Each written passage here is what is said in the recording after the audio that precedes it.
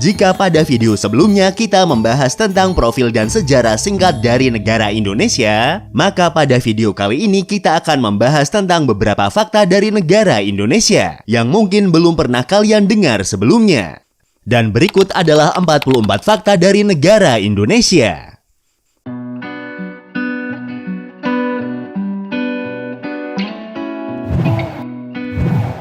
Etimologi nama Indonesia sendiri berasal dari bahasa Yunani kuno, yaitu dari kata Indos yang berarti Hindia dan Nesos yang berarti pulau. Jadi kata Indonesia memiliki arti kepulauan India atau kepulauan yang berada di wilayah Hindia. Nama Indonesia sendiri pertama kali muncul dan diperkenalkan oleh James Richardson Logan pada tahun 1850 dalam Journal of Indian Archipelago and Eastern Asia.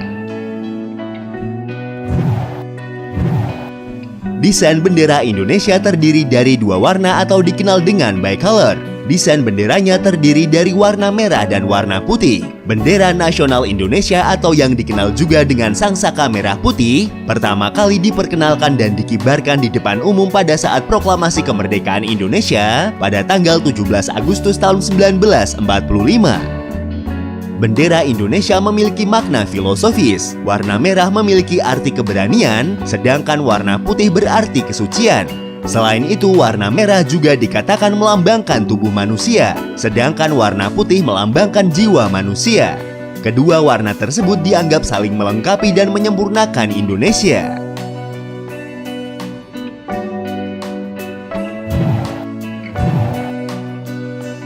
Bendera sangsaka merah putih yang dikibarkan pada tanggal 17 Agustus tahun 1945 dijahit sendiri oleh istri Soekarno yaitu Ibu Fatmawati. Beliau menjahit sendiri bendera tersebut. Kain putih yang beliau gunakan untuk membuat bendera adalah kain sprei katun pemberian seorang perwira Jepang. Dan dikatakan bahwa kain merahnya didapat dari kain penutup milik penjual soto. Warna bendera Indonesia menyerupai bendera negara Polandia dan Monaco. Bahkan bendera Indonesia sama dengan bendera Monaco tetapi berbeda pada ukurannya. Dengan jumlah penduduk lebih dari 270 juta jiwa, Indonesia menjadi negara keempat paling banyak penduduknya di dunia setelah negara Cina, India, dan Amerika Serikat. Indonesia dikenal dengan keragaman suku dan budayanya yang kaya. Negara ini merupakan salah satu negara dengan bahasa daerah terbanyak di dunia. Setidaknya lebih dari 700 bahasa daerah digunakan di negara ini. Oleh karena itu, bahasa Indonesia kemudian dipilih sebagai bahasa persatuan untuk menyatukan bahasa-bahasa yang berbeda di negara Indonesia. Karena keberagaman budaya, suku, dan bangsa, negara Indonesia memiliki semboyan Bhinneka Tunggal Ika yang memiliki arti berbeda-beda tetapi tetap satu. Indonesia merupakan negara kepulauan yang memiliki banyak etnis, suku, dan kepercayaan. Banyaknya tradisi unik dan kebudayaan yang ada di berbagai daerah di Indonesia menjadikan tradisi-tradisi tersebut wajib kita ketahui. Seperti ritual Tiwah di Kalimantan Tengah, tradisi pemakaman di Minahasa, Sulawesi Utara, Mak Nenek di Toraja, Sulawesi Selatan, dan tradisi lompat batu yang ada di Nias, Sumatera Utara.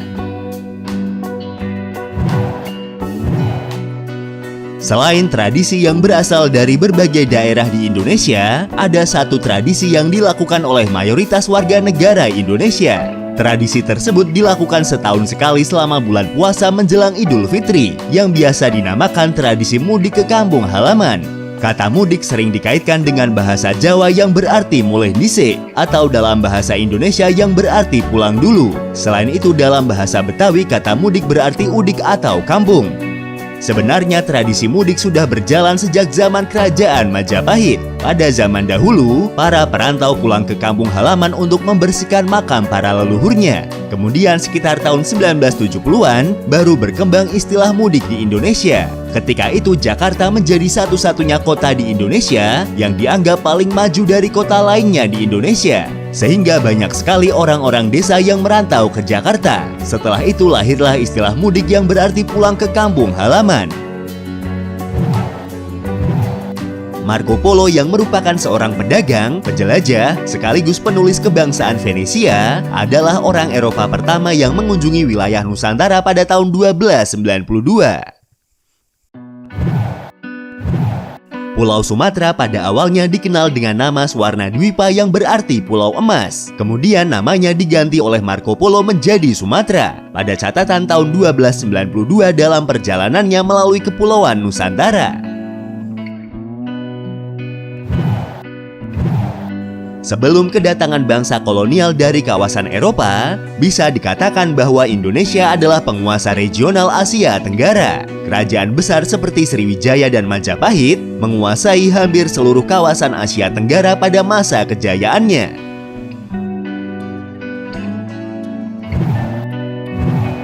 Indonesia adalah negara pertama yang lahir setelah berakhirnya Perang Dunia Kedua pada tahun 1945. Negara ini juga merupakan negara tertua ke-70 di dunia.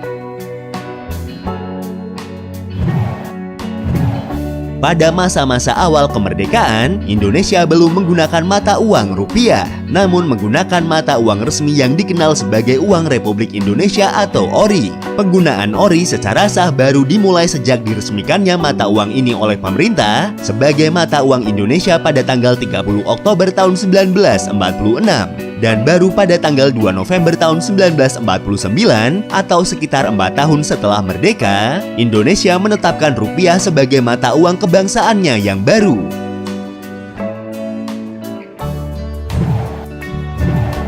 Indonesia adalah satu-satunya negara di dunia yang dilalui garis khatulistiwa persis di tengah-tengah dan membagi dua wilayah kepulauan Indonesia. Seperti yang sudah disampaikan di awal, Indonesia adalah negara kepulauan terbesar di dunia. Selain itu, Indonesia juga merupakan salah satu negara yang dilintasi garis khatulistiwa, yang kemudian berpengaruh pada keadaan iklim di negara Indonesia. Iklim di Indonesia hampir seluruhnya adalah iklim tropis, didominasi oleh iklim hutan hujan tropis yang terdapat di setiap pulau besar di Indonesia. Secara geografis, wilayah Indonesia terletak di kawasan cincin api Pasifik, di mana secara tektonik, Indonesia memiliki wilayah yang sangat tidak stabil, yang menjadikannya sebagai rumah dari banyak gunung berapi dan sering terjadi gempa bumi. Negara ini memiliki setidaknya sekitar 400 gunung berapi yang tersebar dari Sumatera, Jawa, Bali, Nusa Tenggara, dan Kepulauan Banda, dengan sekitar 130 diantaranya adalah gunung berapi aktif.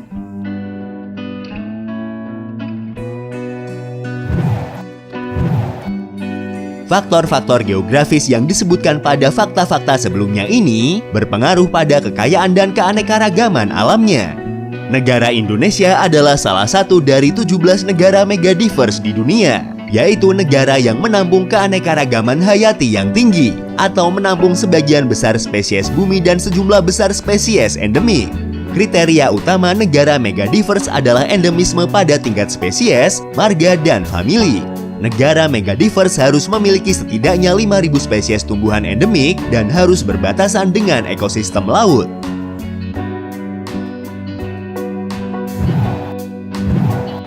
Meskipun Indonesia hanya menyumbang 1% dari luas daratan bumi, hutan hujan di negara ini adalah rumah bagi 10% dari seluruh spesies tumbuhan yang diketahui ada di dunia, 12% dari semua spesies mamalia, dan 17% dari semua spesies burung yang diketahui di dunia. Bunga Kim Il Sungnya sebagai simbol rezim Korea Utara adalah berasal dari Indonesia. Pada tahun 1964 saat pemimpin Korea Utara mengunjungi Indonesia, Presiden Indonesia memberi hadiah jenis anggrek baru dan dinamai sesuai dengan nama pemimpin Korea Utara tersebut, yaitu Kim Il Sung. Dunia internasional telah mengakui bahwa Indonesia memiliki kekayaan alam yang sangat banyak dan beragam. Negara ini memiliki hutan dengan luas 39.549.447 hektar di Pulau Sumatera, Kalimantan, dan Sulawesi. Hutan-hutan tersebut memiliki keanekaragaman hayati dan plasma nutfah yang terlengkap di dunia.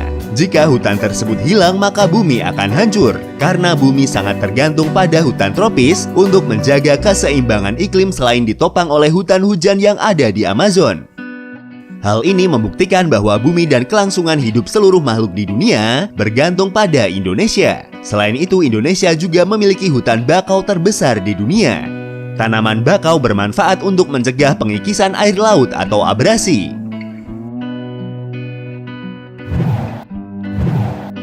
Selain memiliki hutan yang banyak dan beragam, Indonesia juga merupakan tempat ditemukannya bunga Padma raksasa atau Rafflesia arnoldi, yang merupakan tumbuhan parasit obligat yang terkenal karena memiliki bunga berukuran sangat besar, bahkan merupakan bunga terbesar di dunia.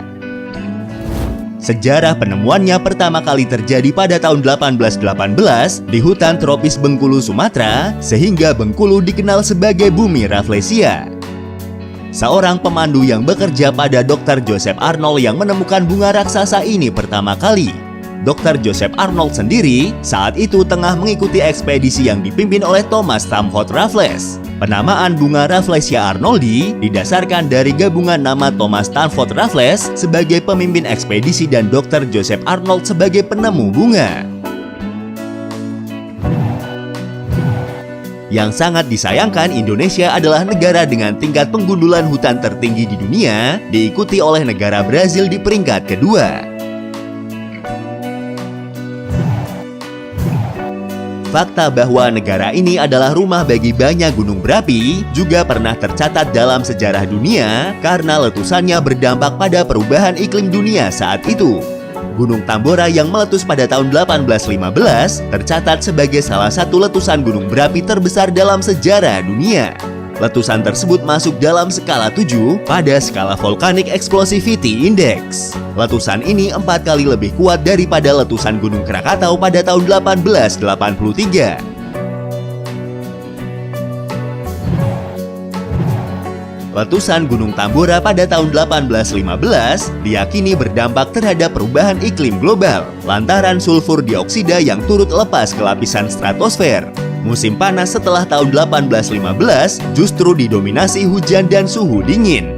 Bahkan di tahun 1816 dikenal dengan sebutan tahun tanpa musim panas. Lantaran pada musim panas tahun itu, suhu turun antara 1 hingga 2,5 derajat lebih rendah daripada biasanya.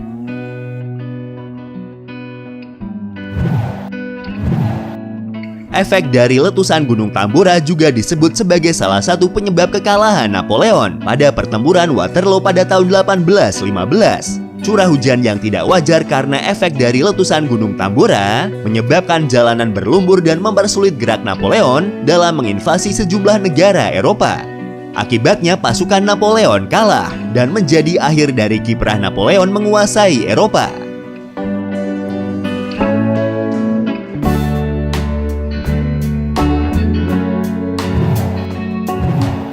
Jauh sebelum letusan Gunung Tambora pada tahun 1815, letusan gunung berapi yang lebih dahsyat juga pernah terjadi di wilayah Indonesia. Letusan Gunung Krakatau pada tahun 553 Masehi memiliki efek yang sangat besar pada perubahan iklim dunia. Letusan ini juga membelah daratan Sumatera dan Jawa dan menciptakan Selat Sunda yang memisahkan keduanya. Danau Toba yang terletak di Sumatera Utara adalah danau vulkanik terbesar di dunia. Letusan supervulkanik danau yang terjadi 70.000 tahun yang lalu adalah letusan eksplosif terbesar yang pernah diketahui di bumi dalam 25 juta tahun terakhir. Menurut teori bencana Toba, bencana itu membunuh sebagian besar manusia yang hidup pada saat itu.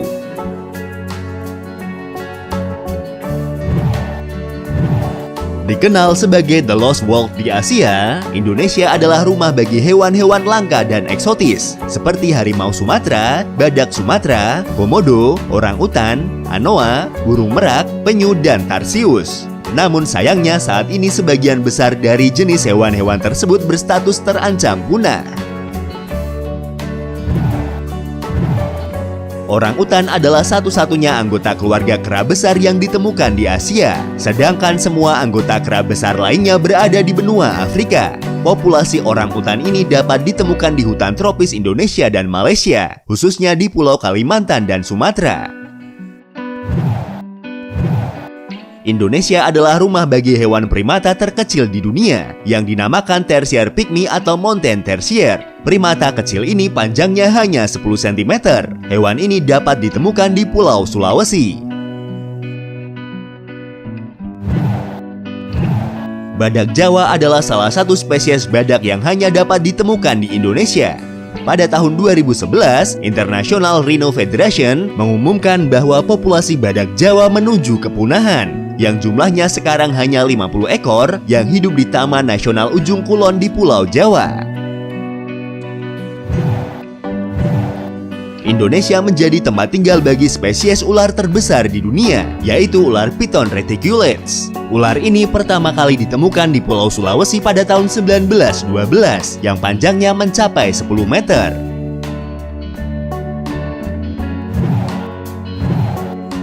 Fakta menunjukkan bahwa banyak peninggalan purbakala yang ternyata ditemukan di Indonesia. Di dunia fauna ada hewan komodo yang merupakan kadal terbesar di dunia dan merupakan peninggalan hewan purba. Komodo hanya dapat ditemukan di Indonesia, tepatnya di Nusa Tenggara Timur.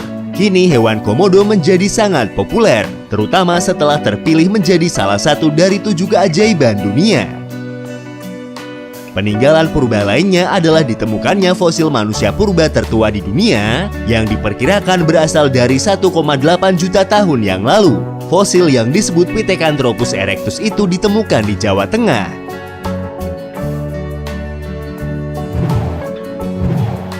Selain mempunyai Pulau Komodo dan Pulau Padar yang sangat indah, Nusa Tenggara Timur juga memiliki gunung yang memiliki 3 kawah unik di puncaknya.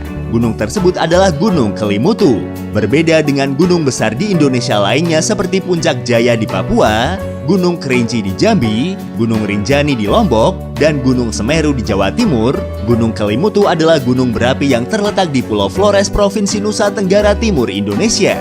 Gunung ini memiliki 3 buah danau kawah di puncaknya. Danau ini dikenal dengan nama Danau 3 Warna karena memiliki 3 warna yang berbeda, yaitu warna merah, warna biru, dan warna putih. Walaupun begitu, warna-warna tersebut selalu berubah-ubah seiring dengan perjalanan waktu. Kelimutu merupakan gabungan dari kata keli yang berarti gunung dan kata mutu yang berarti mendidih. Menurut kepercayaan penduduk setempat, warna-warna pada Danau Kelimutu memiliki arti masing-masing dan memiliki kekuatan alam yang sangat dahsyat. Para penduduk di sekitar Danau Kelimutu percaya bahwa pada saat danau berubah warna, mereka harus memberikan sesajen bagi arwah orang-orang yang telah meninggal. Luas ketiga danau itu sekitar 1.051.000 meter persegi dengan volume air mencapai 1.292 juta meter kubik. Sebagai negara kepulauan, Indonesia memiliki garis pantai terpanjang kedua di dunia setelah Kanada. Negara Indonesia memiliki garis pantai lebih dari 54.000 km.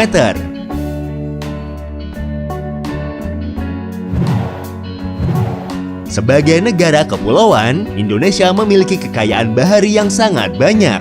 Kekayaan itu antara lain adalah terdapatnya spesies ikan hiu terbanyak di dunia, yaitu sekitar 150 spesies. Terdapat pula spesies ikan terkecil di dunia, tepatnya di perairan Sumatera. Ikan ini memiliki panjang tubuh sekitar 7,9 mm, dengan tubuh transparan dan tidak bertulang kepala. Indonesia juga memiliki gugusan terumbu karang terbanyak dan terindah yang disebut sebagai segitiga koral. Sekitar 65% wilayah dari 75.000 km persegi segitiga koral itu ada di Indonesia. Itulah sebabnya Indonesia menyumbang sebesar 18% terumbu karang bagi perairan dunia. Pulau Jawa yang menampung lebih dari 50% populasi penduduk negara Indonesia adalah pulau dengan penduduk terpadat di dunia. Dalam bidang ekonomi, Indonesia adalah salah satu negara penghasil minyak sawit terbesar di dunia. Produksi minyak sawit di negara ini melampaui negara Malaysia sebagai produsen minyak sawit terbesar pada tahun 2006 dan sekarang menghasilkan 21 juta ton minyak sawit setiap tahun. Kopi merupakan minuman yang banyak disukai di seluruh dunia. Indonesia berada di posisi keempat negara penghasil kopi terbesar di dunia setelah negara Brazil, Vietnam, dan Kolombia. Tetapi Indonesia memiliki kopi luwak. Kopi yang dihasilkan bersama kotoran hewan luwak atau musang ini merupakan kopi yang diakui dunia sebagai kopi terbaik karena rasanya yang enak sekaligus menjadi kopi termahal di dunia. Meskipun mahal, kopi fenomenal ini pun banyak dicari terutama oleh penikmat kopi di penjuru dunia. Pada masa penjajahan, terutama penjajahan Belanda pada abad ke-17, Indonesia diperkenalkan budidaya tanaman perdagangan di Jawa, seperti tebu, karet, teh, dan kopi. Pada abad ke-19 dan awal abad ke-20, kopi Jawa terkenal di seluruh dunia. Itulah mengapa nama Java sering disamakan dengan kopi.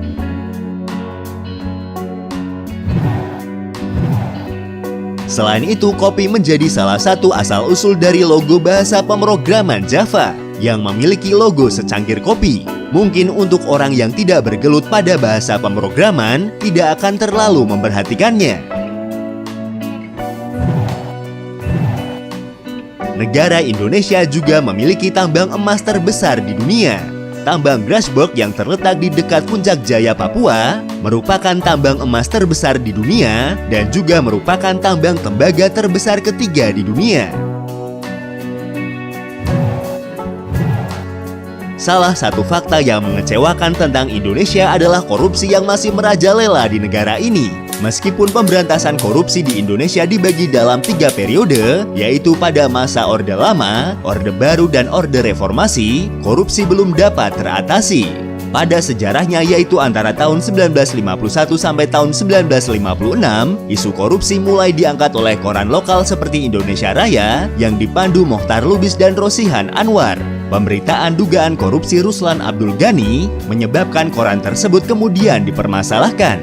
Selanjutnya pada era milenium, ada pembentukan Komisi Pemberantasan Korupsi atau biasa dikenal dengan KPK. Komisi ini didirikan berdasarkan kepada Undang-Undang Republik Indonesia Nomor 30 Tahun 2002. Komisi ini diharapkan oleh masyarakat Indonesia mampu mengurangi tingkat korupsi di Indonesia.